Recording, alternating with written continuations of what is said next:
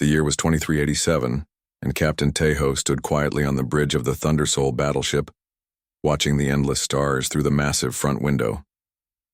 The ship had been flying through space for 3 months without seeing any enemy ships or danger signs. His crew of 800 people worked hard every day to keep the giant warship running perfectly. The Thundersoul was not like other human ships that had been built before this one. It was longer than 3 football fields put together and filled with weapons that could destroy entire planets. The outside hull was made from special metal that could stop almost any attack, while the inside had computers so smart they seemed almost alive. The ship could move faster than light and carried enough firepower to fight a small war by itself. Lieutenant Commander Sora walked across the bridge toward Captain Tejo, carrying a data pad with important information.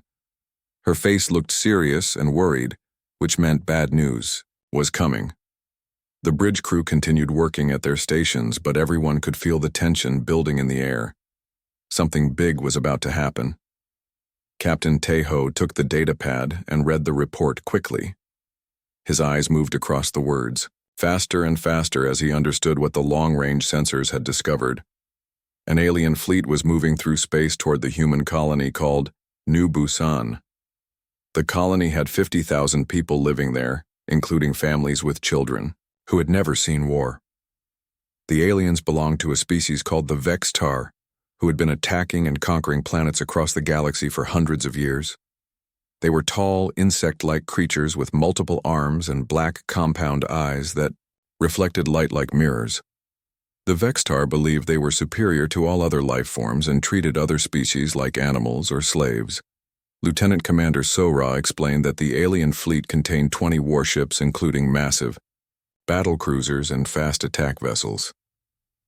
The Vextar had never lost a major battle against any other species, and they expected easy victories wherever they went. Their weapons were advanced and their soldiers were trained from birth to be perfect. Killer's Captain Tejo looked at the star charts showing the distance between the Thundersoul and New Busan colony.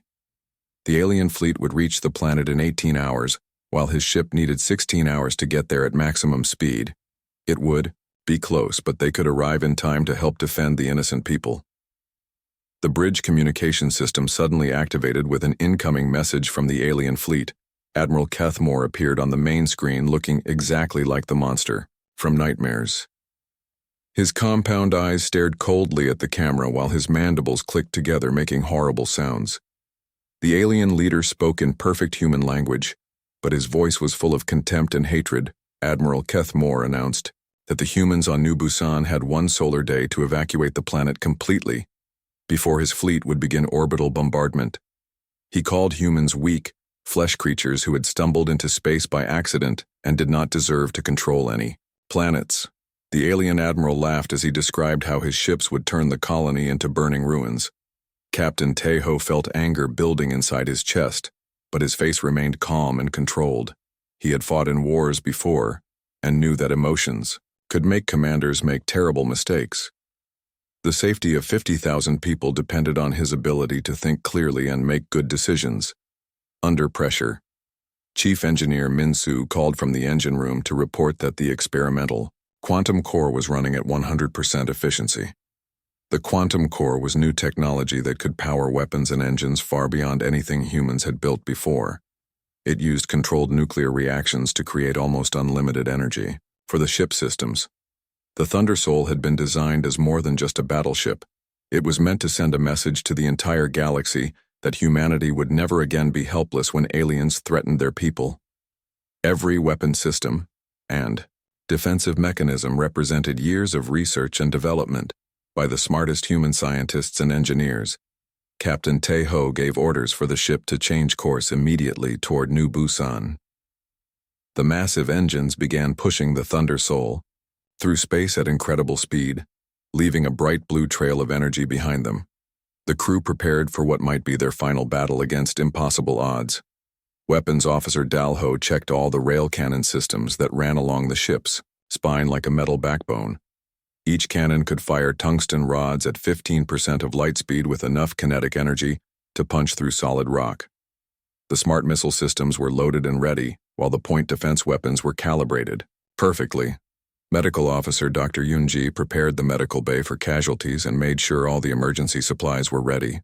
She knew that fighting 20 enemy ships with only one vessel meant many crew members might be wounded or killed. The medical systems could handle almost any injury, but they needed to be ready immediately.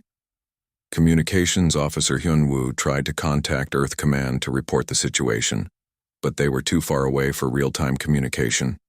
Any messages would take hours to reach Earth and more hours for a reply to come back. The Thundersoul crew was completely on their own, facing an enemy fleet that had never been defeated. The ship accelerated through hyperspace, while Captain Tae-ho studied everything known about Vextar military tactics and technology. The aliens relied on energy weapons and believed that superior numbers would always win battles. They had never fought humans before and did not understand what they were about to face. Lieutenant Commander Sora coordinated with all department heads to ensure the ship was ready for combat. Engineering reported all systems optimal, while weapons confirmed full ammunition loads. The Thundersoul was operating at peak performance and ready to show the galaxy what human determination could accomplish as the stars streaked past the windows. Captain Tae-ho thought about the families on New Busan, who were probably looking up at the night sky, wondering if help would come. The children. They had never seen alien warships or heard the sound of weapons firing in anger. They trusted that someone would protect them from the monsters coming through space. The Thundersoul flew onward, carrying humanity's hopes and the promise that no human colony would ever face alien aggression alone. The ship represented everything good about human nature, including courage, sacrifice, and the refusal to abandon innocent people to their fate. The real test was coming soon, and the entire galaxy would learn what happened when someone threatened humanity. The Thundersoul dropped out of hyperspace at the edge of the New Busan star system. Exactly 16 hours after leaving patrol duty, Captain Tae-ho immediately saw the Vextar fleet arranged in a perfect attack formation around the human colony planet. Their ships looked like giant metal insects with smooth curved hulls and weapons that glowed with purple energy. The alien vessels were beautiful in a cold, frightening way, but Captain Tae-ho could see they were built more for intimidation than actual fighting. The largest ship belonged to Admiral Kethmore and was 3 times bigger than most human battleships. Its hull was covered with decorative spikes and glowing symbols that were meant to scare enemies into surrendering without a fight. Captain Tae-ho ordered Communications Officer Hyunwoo to open a channel to the alien admiral.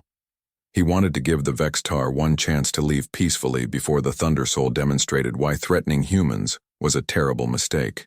The bridge crew worked quietly at their stations while preparing for the battle that was probably coming. Admiral Kethmore appeared on the main screen looking even more frightening than before. His compound eyes reflected the bridge lights while his multiple arms moved constantly as if he was getting ready to grab something. The alien leader spoke in his horrible clicking voice that sounded like breaking glass mixed with grinding metal. The alien admiral looked at Captain Tae-ho with obvious amusement and contempt. He had studied human military capabilities and believed that one human ship could never threaten his powerful fleet of 20 warships. The Vextar had conquered dozens of worlds and destroyed hundreds of enemy vessels without ever suffering a serious defeat. Captain Tae-ho spoke calmly and clearly, giving Admiral Kethmore one final warning to withdraw his fleet and leave human space immediately. His voice carried the quiet authority of someone who had commanded warships in previous battles and was not afraid of dying to protect innocent people. The human captain offered peace but was prepared for war. Admiral Kethmore began laughing along with his officers, creating a horrible chorus of alien sounds that echoed through the communication system. They found the idea of a single human ship threatening their entire fleet to be the funniest thing they had ever heard. The aliens had never encountered serious resistance from any species before. The alien admiral decided to teach the humans a lesson about Vextar superiority by destroying their pathetic little warship in front of the colony. He ordered 3 of his fastest destroyers to disable the Thundersoul and capture any survivors for interrogation and torture. The Vextar wanted to study human technology and learn about their military capabilities. Lieutenant Commander Sora reported that the alien ships were moving into attack positions while charging their main energy weapons. The 3 Vextar destroyers separated from the main fleet and began approaching the Thundersoul. With their plasma cannons glowing brighter and brighter with deadly purple light, Captain Tae-ho had positioned his ship perfectly for what was about to happen. The Thundersoul looked like it was just floating helplessly in space, but actually every weapon system was ready to fire, and the engines were prepared to move the ship in ways that would surprise the aliens. The crew waited for orders while watching their enemy approach. Weapons Officer Dal-ho had his finger over the firing controls while targeting computers calculated exact firing solutions for all three approaching enemy ships. The Thundersoul main rail cannon was loaded with a tungsten rod that weighed as much as a small car and would be accelerated to incredible speed by magnetic coils running the length of the ship. The Vextar destroyers opened fire first, sending streams of superheated plasma toward the Thundersoul. The purple energy beams looked beautiful and deadly as they crossed the empty space between the ships. Admiral Kethmore expected to see the human vessel destroyed instantly by weapons that had conquered entire star systems, but Captain Tae-ho had studied alien tactics and knew exactly when the enemy would fire. The Thundersoul experimental engines allowed the ship to move in ways that seemed impossible for something so large. The plasma beams passed harmlessly through empty space as the human battleship avoided the attack with perfect timing. Captain Tae-ho gave the order to return fire in a voice so quiet that only his bridge crew could hear him. The Thundersoul main rail cannon spoke once with a sound like thunder echoing through the ship. The tungsten projectile accelerated to 15% of light speed in less than 2 seconds. The kinetic impact hit the lead Vextar destroyer exactly in the center of its hull. The tungsten rod punched completely through the alien ship from front to back, carrying so much energy that the entire forward section simply vaporized metal debris scattered in all directions, while the rear half of the destroyer tumbled through space-leaking atmosphere and burning fuel. The sudden silence on the communication channels was deafening. Admiral Kethmore stared at his tactical display, trying to understand what had just happened. His most advanced destroyer had been completely destroyed by a single shot from a weapon he did not recognize. The alien admiral had never seen kinetic weapons that could deliver such devastating power. The other two Vextar destroyers stopped their attack and began backing away from the Thundersoul. Their crews had watched their sister ship die in seconds and suddenly realized they might be fighting something far more dangerous than they had expected. The aliens had energy shields designed to stop plasma weapons, but nothing that could protect against solid projectiles moving at relativistic speeds. Captain Tae-ho kept his ship in position while waiting to see what Admiral Kethmore would do next.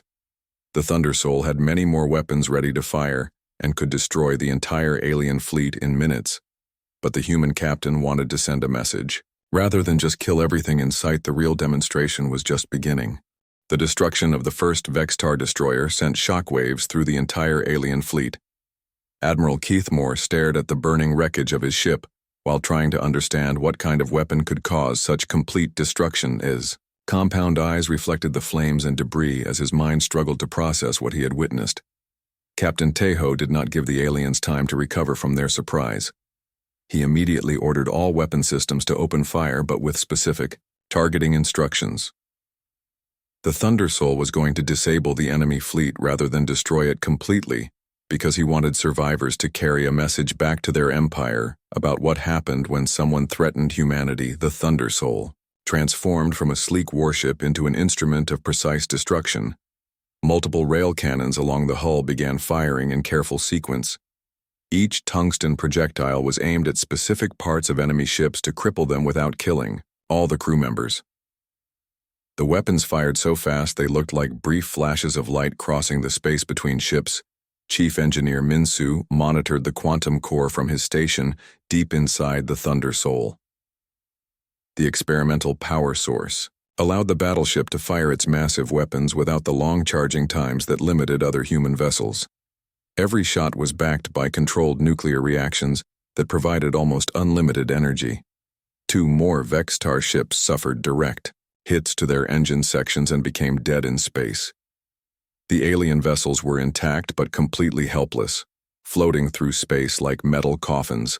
Their crews were alive but could not move their ships or fight back.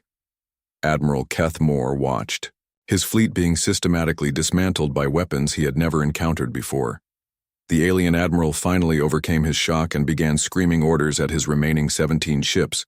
He commanded them to attack the Thunder Soul from multiple directions, at the same time believing that even superior weapons could not overcome such overwhelming numbers. The Vextar had always won battles through superior numbers, and firepower. Lieutenant Commander Sora activated the Thunder Soul secondary defense systems, and the ship hull suddenly bristled with hundreds of small weapons. The point defense system was not based on energy like most alien technology, but used kinetic interceptors that physically destroyed incoming attacks. Thousands of tiny tungsten pellets created a protective cloud around the battleship. The coordinated Vextar attack created a beautiful and terrifying display of energy weapons firing from all directions. Purple plasma beams converged on the Thunder Soul, positioned from 17 different angles. The combined firepower was enough to destroy a small moon. But the human ship had been built by people who understood how to survive overwhelming attacks.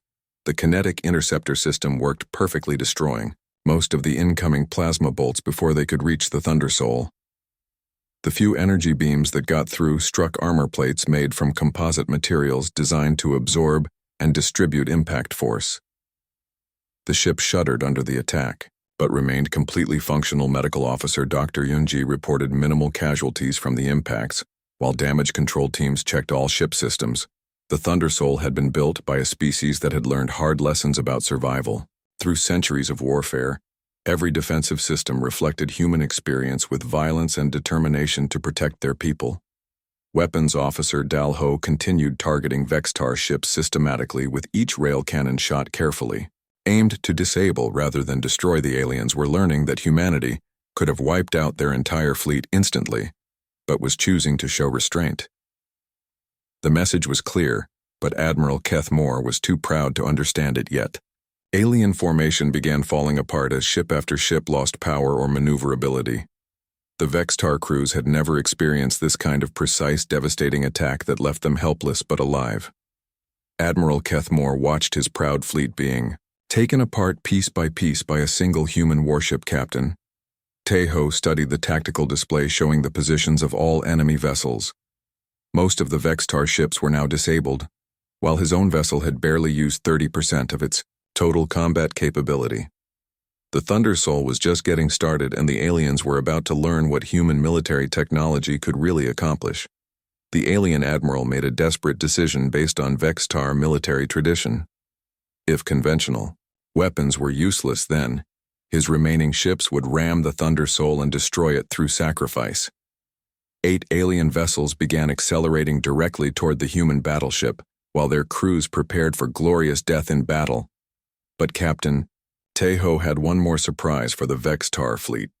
The Thunder Soul most advanced weapons had not been used yet, and the aliens were about to discover why no one in the galaxy wanted to fight humanity when humans were truly angry.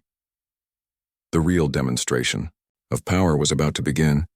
Admiral Keth Moore gave the order for his remaining 8 ships to ram the Thunder Soul at maximum speed. It was the most desperate tactic in Vextar military doctrine, used only when facing certain defeat. The alien crews began chanting death songs while preparing their vessels for glorious sacrifice that would bring honor to their families back home. The 8 Vextar ships accelerated toward the Thunder Soul like metal meteors blazing through space. Their engines burned at maximum power, while their hulls began glowing from the friction of moving so fast. The alien admiral believed that even if his conventional weapons were useless, he could still destroy the dangerous human ship through direct impact. Captain Tejo watched the approaching enemy vessels with calm eyes that showed no fear or concern. Communications officer Hyun Woo reported that all alien ships had cut communication channels and were ignoring any attempts at contact. Chief Engineer Min-soo asked if they should prepare for emergency hyperspace jump to escape the ramming attack. Captain Tejo replied negative and told his crew it was time to show the aliens what humans were really capable of when they stopped holding back. The Thunder Soul had been designed with weapon systems that went far beyond simple rail cannons, and the Vextar fleet was about to experience technology that would change their understanding of warfare forever. Hidden weapon bays along the Thunder Soul hull opened for the first time, revealing launch tubes that contained humanity. Most advanced military technology. Smart missiles began emerging from the battleship like deadly metal insects. Each warhead contained an artificial intelligence computer more sophisticated than most alien ship navigation systems. The smart missiles spread out through space like a pack of electronic predators hunting their prey. Some accelerated directly toward the ramming ships, while others took wide curving paths that would bring them in from unexpected angles. The Vextar crews watched in confusion as human weapons seemed to dance through space with impossible precision and coordination. Each missile AI system communicated constantly with all the other warheads, sharing, targeting data, and coordinating attacks in real time. They did not just fly toward targets like conventional weapons, but actively hunted their prey while calculating optimal attack patterns. The smart missiles could think and make decisions faster than any biological brain. When the warheads reached their targets, they did not explode outward like normal explosives. Instead, each missile AI calculated the exact detonation point needed to disable its target without killing the crew. The weapons projected focused energy beams that sliced through alien hulls like invisible surgical knives, cutting with perfect precision. In 30 seconds, 8 charging Vextar ships became helpless, drifting hulks floating through space. Their crews were alive, but their vessels were completely powerless. The aliens had expected to die gloriously in battle, but instead found themselves effortlessly neutralized by weapons that seemed to possess their own intelligence and judgment. Admiral Kethmore stared at his tactical display showing the complete destruction of his once mighty fleet. 20 proud Vextar warships had been reduced to scrap metal in less than 1 hour by a single human vessel. His mandibles clicked nervously as he tried to understand technology that surpassed everything his ancient species had developed over thousands of years. Lieutenant Commander Sora reported all enemy ships disabled, while the Thundersoul remained completely undamaged. The human battleship hung in space like a metal predator surrounded by its helpless prey. Not a single human life had been lost, while an entire alien battle fleet lay powerless and defeated. The bridge crew continued working at their stations with professional calm, but everyone understood they had just witnessed something historic. The Thundersoul had demonstrated that humanity possessed military technology capable of defeating any known alien force while still showing mercy to defeated enemies. Captain Taeho ordered Communications Officer Hyunwoo to open channels to every surviving Vextar ship. He had a message to deliver that would be remembered long after this battle ended. The words he spoke next would echo across the galaxy and change how every alien species viewed humanity forever. The Thundersoul floating victoriously among the wreckage had proven that humans were not the weak primitives that aliens believed them to be. Instead, they were a species that combined devastating military capability with the wisdom to show restraint even toward enemies who had threatened innocent people. The real message was about to be delivered. Captain Taeho's face appeared on every communication screen throughout the disabled Vextar fleet. His expression was not angry or triumphant, but showed the calm authority of someone delivering an important message that needed to be understood. Clearly behind him, the Thundersoul bridge crew continued working with quiet efficiency. While monitoring all the alien ships, Admiral Kethmore's compound eyes reflected the display lights as he listened from his damaged flagship. Around him, Vextar officers tended to wounded crew members and tried to restore basic life support systems. Their once elegant ship now looked like floating scrap metal, but the human captain had ensured that everyone aboard remained alive. Captain Taeho began speaking, in a voice that carried clearly across space to every alien survivor. He wanted them to understand exactly what had happened during this battle and why their fleet had been defeated so completely. The human captain chose his words carefully because this message would be repeated throughout the galaxy. The captain explained that Admiral Kethmore and his crews had made the same mistake that dozens of other alien species had made throughout galactic history.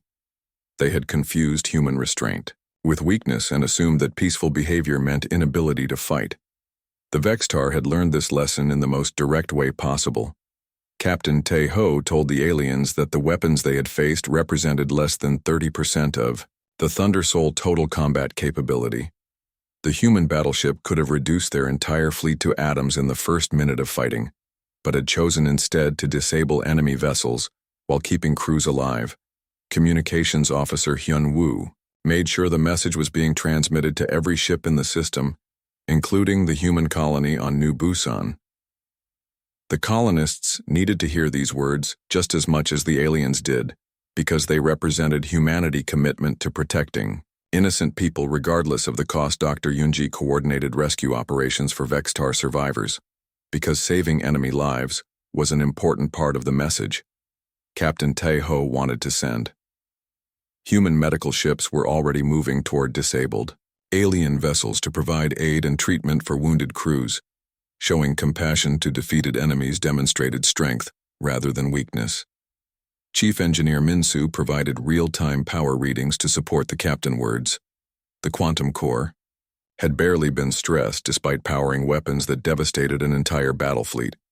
The Thunder Soul could fight 10 more battles of this size without running low on energy or ammunition. Admiral Keith Moore finally found his voice and asked the question that had been troubling him since the battle began. Why had the humans shown mercy to enemies who had come to destroy innocent colonists?